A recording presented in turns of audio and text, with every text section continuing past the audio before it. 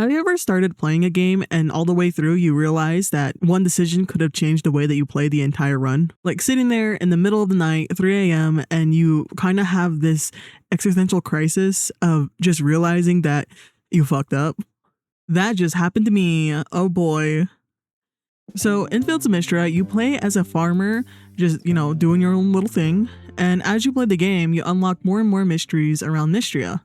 And as you progress, you're able to develop more relationships with NPCs and more romantic fuckboy laugh, romantic relationships with the NPCs.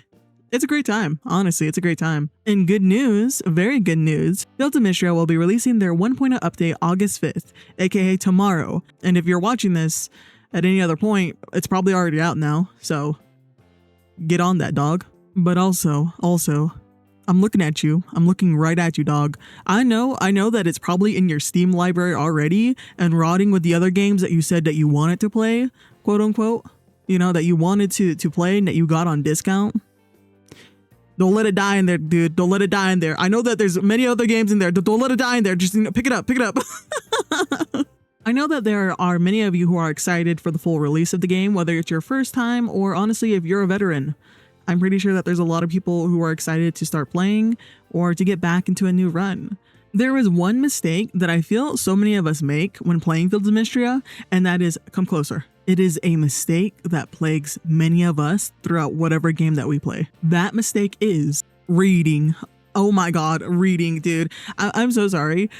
In the game of Fields of Mistria, it is very easy for you to overlook tutorials as well as just not understand that certain items will be useful to you. For example, I've seen this through one of my friends who has played the game longer than I have, and they ended up not realizing that there's this little cowbell in Fields of Mistria that you can make to make things easier to take care of your cows, basically. I don't want to get into it specifically, but basically they didn't know that it existed until I told them about it. I gotta tell you my experience of not reading in this game. So basically, the way that I play most games is I kind of just breeze through things, and maybe I'll read a few things that NPCs say, because I like the little story aspect of it. But this is the thing, right? I was playing one day with my friend Clovelier, and we were playing co-play. Again, Fields of Mistria doesn't have a multiplayer setting. Fields of Mistria, if you're listening to this, if you're listening to this, please, I'm begging on my knees, please have multiplayer in your game eventually. Anytime in the future, please. That would be wonderful. So I sit down and play Fields of Mistria with my friend Clove. We share each other's screens on Discord and kind of watch the other person do things, right? So this is where I'm getting at. I was sitting there hacking and slashing at different types of monsters and, jumping around and things like that. And Clove looks over to my screen and was very confused. As they looked closer, they were like, wait, dog, I'm gonna be so real with you. Have you never upgraded your combat skill? And I looked at them like they were crazy. I was like, what do you mean? There's no combat level up. This is just a, early access game. What do you mean? And they sat down and they were like, reepies. There is a combat skill tree. And so we go back all the way up into the mines. And on the left side, when you first enter the mines, there is a dragon statue. I saw this and was like, okay, that's cool. And what I didn't realize that if you go up and you use the shrine, there's a way that you can look at the shrine, but also use the shrine. Because guys, look in the bottom corner.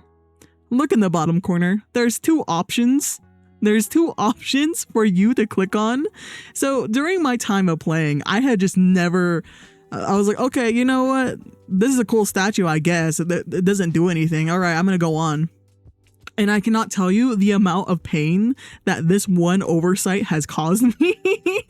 I've discovered that when you use the shrine, on the left side, you're able to upgrade your skill tree when it comes to gathering mining supplies. So think of any sort of mining material in the mines, you can get more of it, or, there's just little upgrades that you can have to make things easier.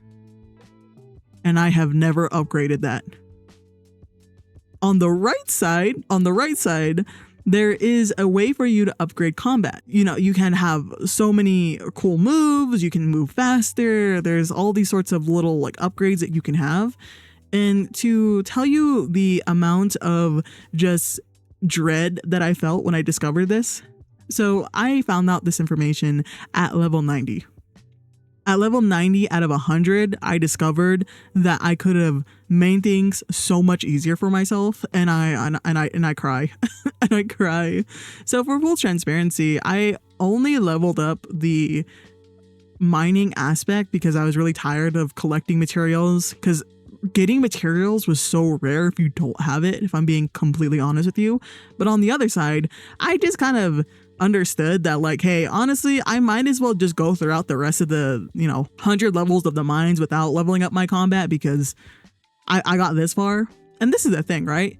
There was a time where I sat down and was very like, dude, I must be the worst player in the world. I must be so terrible at video games, because why is this game so hard?